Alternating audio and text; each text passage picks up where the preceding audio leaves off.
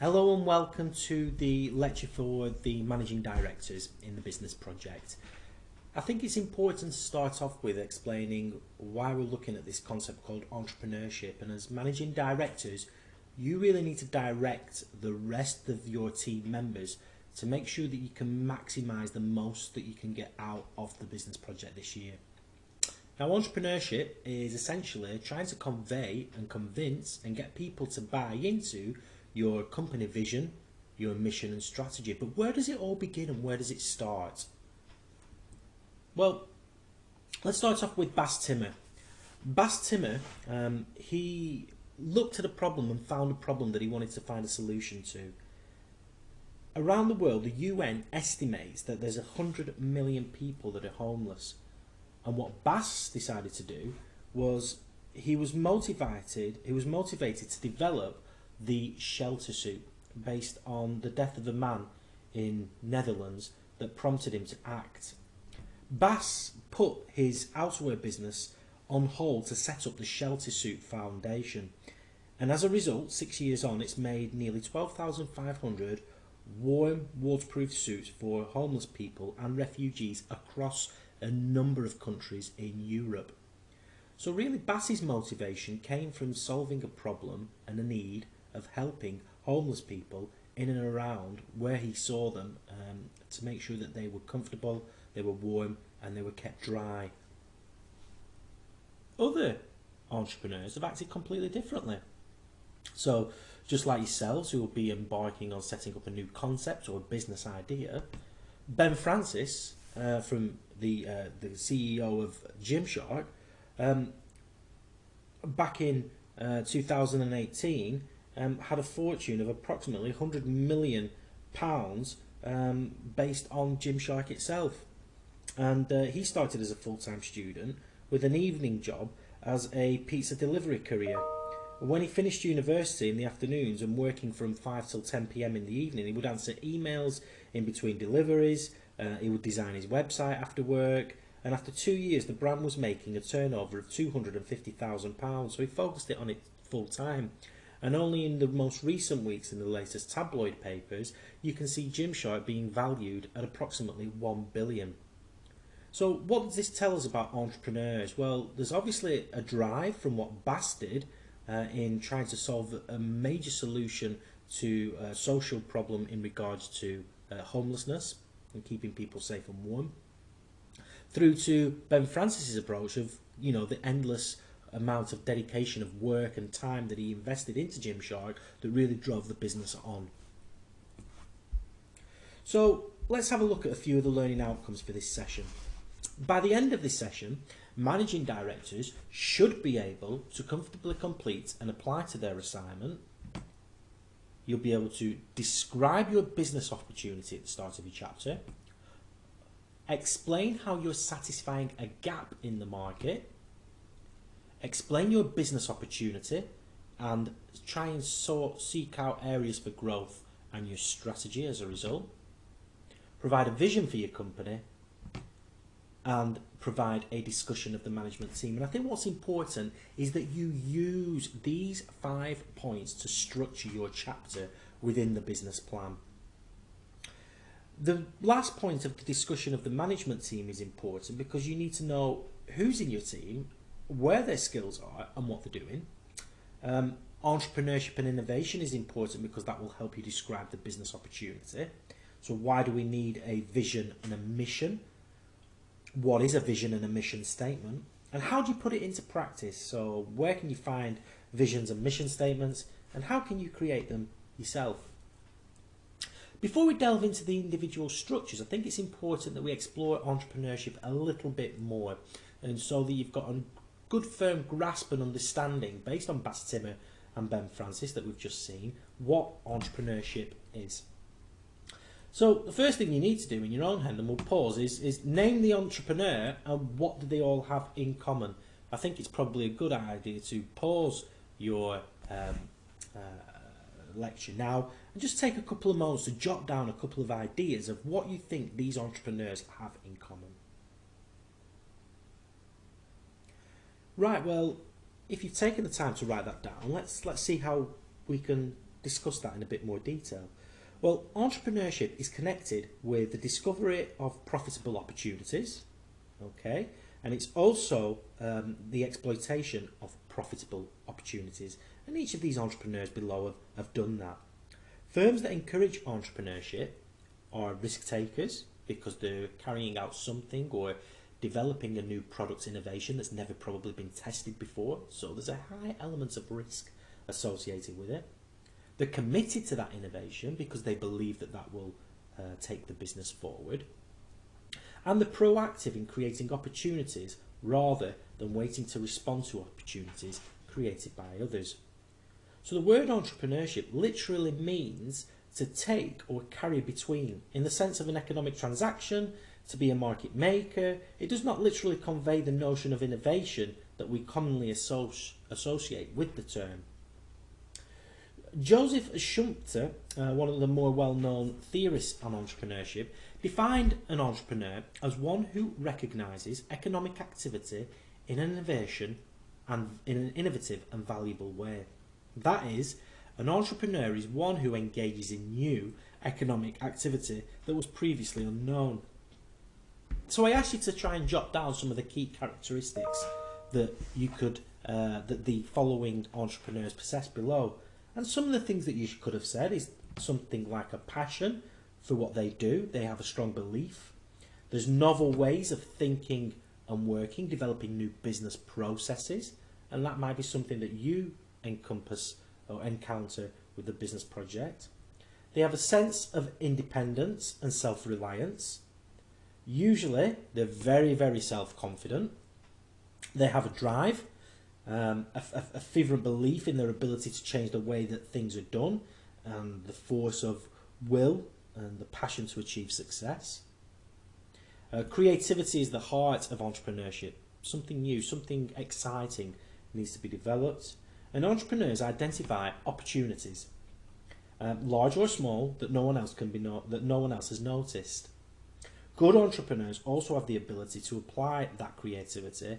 They can effectively marshal resources to a single end, and they take risks, breaking rules, cutting across accepted boundaries, and going against the status quo.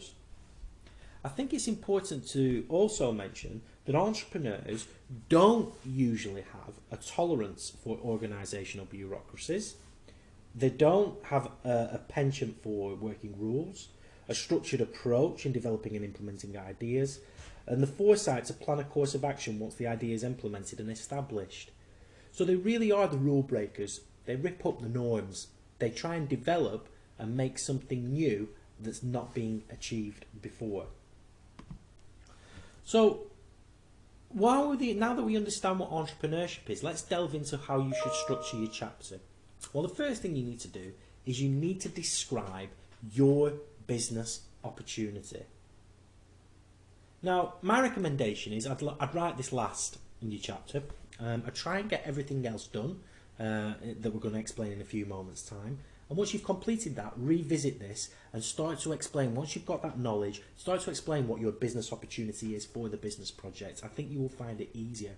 Some of you may want to go and have a stab at it straight away and jot down some notes. That is also a good thing to do. So you need to find something that's a happy medium for yourself, as you will all be working slightly differently.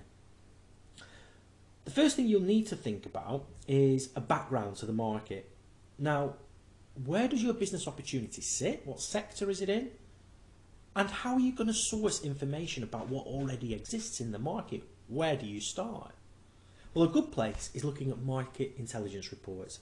And through the online library, you'll be able to access different types of databases such as Mintel, Keynote, Data Monitor, etc., that will allow you to access information about how much your market is worth in value, in millions or billions of pounds, the main players within the market, so who would be your main competitors, and how can you see the development of your business happening from an initial startup. Would you look at trying to compete with the main players, or would you look to venture capitalists to maybe sell your business idea further down the line? You also need to think about your unique offering.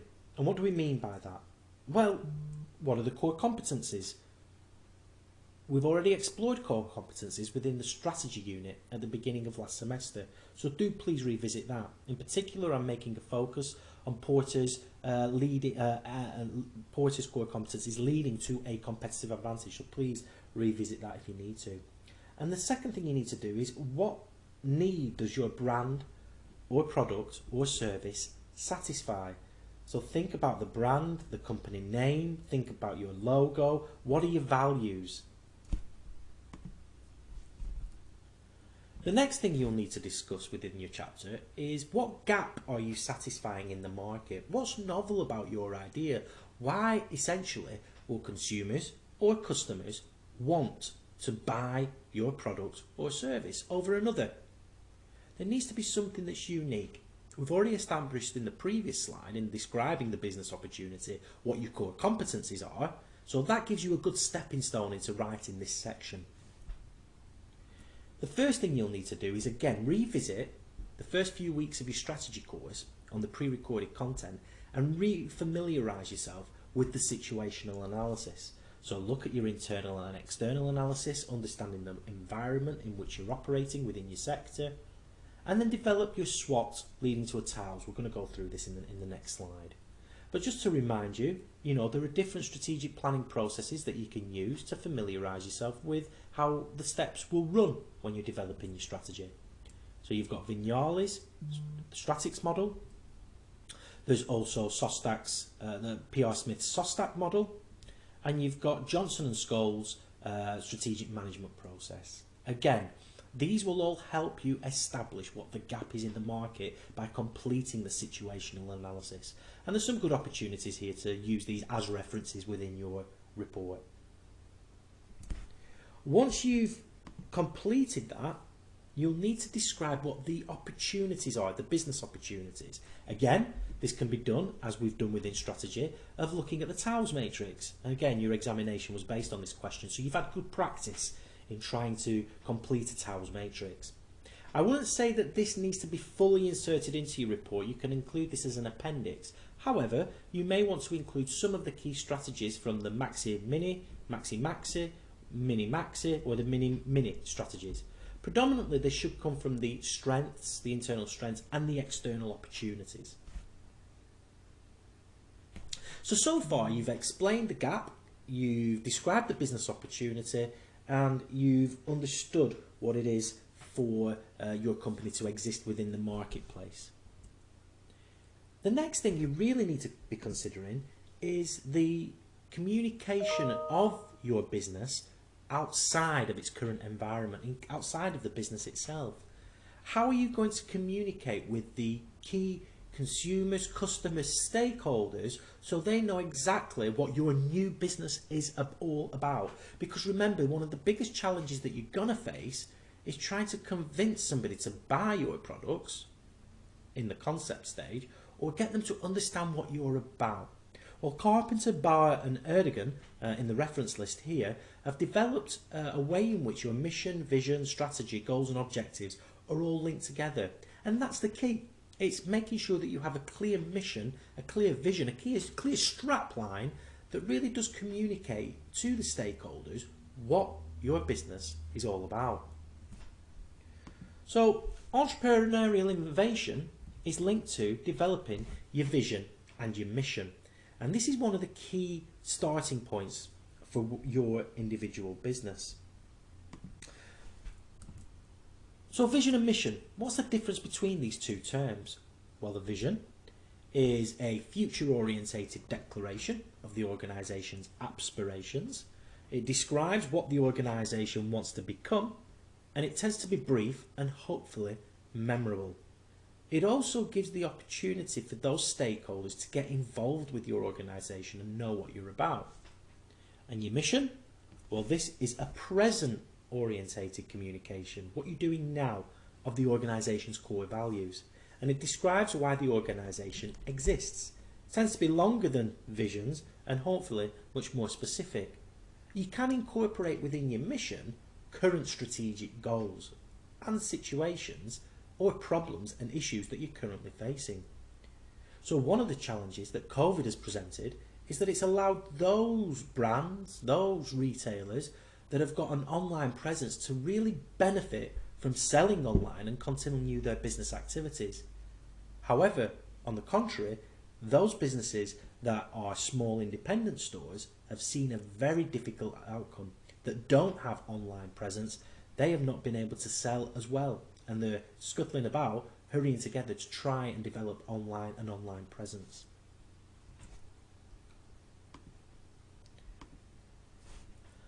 Other things about the vision and the mission. Well, the mission statement is about who we are, what we value, carrying on from the previous slide. And the vision statement is what we want to become. So mission, present, vision, future. Our strategy, however, is how we will achieve our vision. And our goals and objectives is how we assess how successful we've been. But as we all know within strategy, these are cyclic, and we need to go back to the beginning like Johnson and Scholes with an evaluation process, because we'll constantly be changing our goals and objectives based on our strategy, based on our vision, and less so based on our mission, because our mission is a current situation. And as we develop through that, you will inevitably within your own organisation develop a culture of how you want to operate, and what's important is how you manage that culture too as a managing director.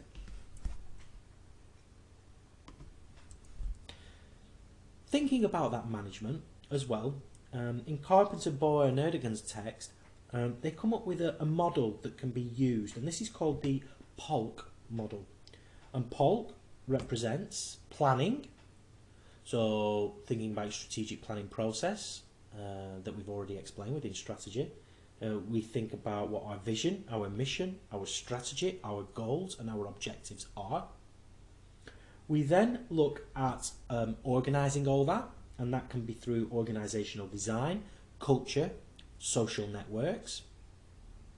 We then lead, or leading, and this relates to decision making, communication, teams, motivation, and finally it's controlling. What are the different systems and processes and human resources we have to put in place to make sure that our vision, our mission, our strategy, our goals are all managed in a key way. And that's the key thing here, and that's why management is such a key aspect at the bottom of this diagram.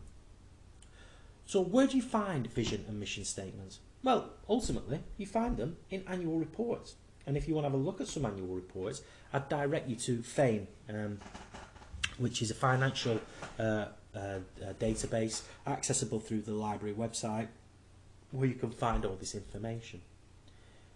But how do we create a vision and a mission? Well, also within Carpenter, Boyer and Erdogan's book, there is a way in which we can use a nice acronym, you know how I like acronyms, called SCAMPER. So the S stands for, you can think about where we want to be as a future. It could be a substitute, so what else is there instead? So instead of going to McDonald's, maybe we create a company around vegan burgers. We could combine, so blending different characteristics. So there's the measuring app on the iPhone, or apps in general on the iPhone. This is where we can combine different ideas. There's ways in which we can adapt, so changing for new circumstances. So snow tyres, we've experienced quite a lot of snow over the last few weeks. You know, our snow tyres, or ways in which we can use snow chains away on tyres, slightly different. We can modify. We can make the existing product smaller, or we can make it lighter, bigger, faster. So looking at graphene shoes, training shoes, the graphene mixed with the rubber makes the rubber much more stronger and much more, it gives it a better grip. Can we create climbing shoes that have got graphene in them that give them a better focus? Can we put to other uses? So instead of using wheat glue, can we use the wheat glue as post-it notes? Exactly. Eliminate. We can look at wireless security cameras. So instead of having a security camera that's mainly wired in, we've got a Wi-Fi network. We can rearrange. So looking at a new layout or pattern, for example, a vertical stapler. So straight away you can see that there's a lot of different ways in which you can start to have a vision. And I think as a group, unless you've got your business idea completed, this is a really good way of trying to see where the next developments are. Is there a way in which we can provide an online retail marketplace that combines delivery similar to Amazon but just is purely for clothes? These are all different ways in which you can develop a future vision. There is also what's called the nominal group technique. And the nominal group technique ensures that everyone is heard. And the nominal group technique is here. It's also in Carpenter, Bauer and Erdogan. And basically it gives everybody within the group an opportunity to write down something that they'd like to focus on. Doing this in a silent way, as you can see by point number 3, really gives everybody the right to share their idea.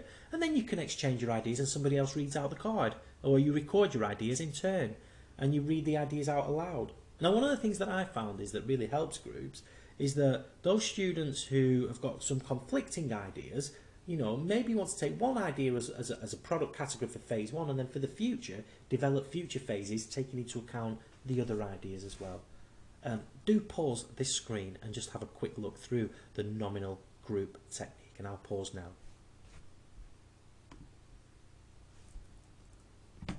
And then the last thing you need to do is to develop a discussion around the management team. And what we're looking at predominantly here is provide a commentary of the team and the skills, provide a list of CVs as an appendix, and looking at the skills within your group, you know, where do you think your strengths lie as a group? So the next thing that I would like to do is, after this lecture, is get yourself organised into groups. There's going to be a live session for those students that are not in groups. We want groups of 6. When you've formed your group, one student should email me with the following details. You need to include the name of the students in the group and the email of the students in the group, and don't forget to read and fill out the group contract, which will be located in the week 1 folder on Blackboard. That's it for now for the managing director, but just to reiterate, include the business opportunity, the need that you're satisfying in the gap, areas for growth and strategy, providing a vision for the company, and the discussion of your management team. That's it for this week. This is the reference list. If there's any other questions, I'm available 9 till 11 during my drop-in hours, or if you want to contact me during the week, email is fine, or you can wait to the live sessions. Try and get yourselves into groups from now on, and if you do have any questions, get in touch. Nice speaking to you.